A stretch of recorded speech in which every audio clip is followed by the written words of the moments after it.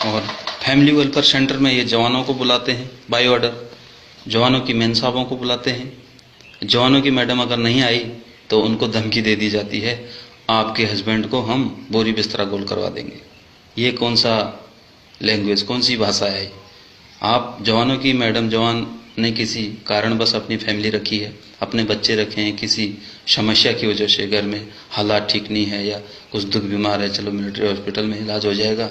जवान लाता है अपनी परेशानी से, लेकिन उसको फैमिली वेलफेयर सेंटर में स्ट्रेच किया जाता है, क्योंकि इनकी मेन साहब लोगों को भी कमांड करनी है।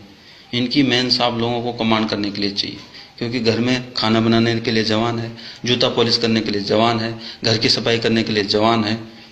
20 से 25 से 30 जवान तक इनके घरों में लगे रहते हैं, जो कि एक सबसे बड़ा घोटाला है, सबसे बड़ा भ्रष्टाचार है।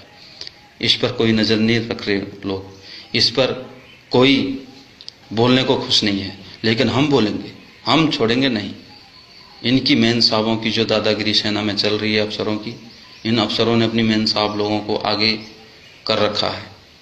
कहीं भी अगर कोई वीआईपी अफसर आता है तो जूनियर अफसर अपनी मेन साहब को, लोगों को वहाँ रिसेप्शन में भेज देंगे।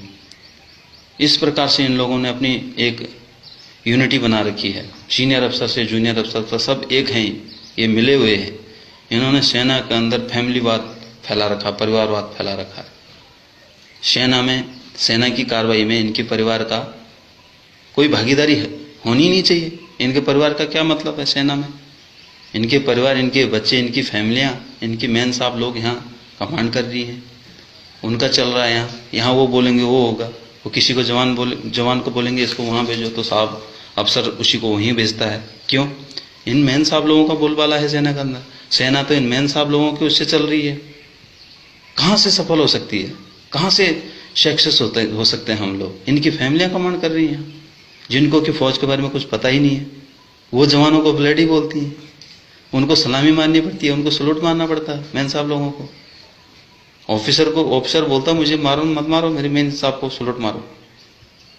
तो ये कौन सा काम करवा रहे हो आप हमसे? हम आपकी मेन साहब को सलूट मारे तो आप भी मारो हमारी मैडम को सलूट।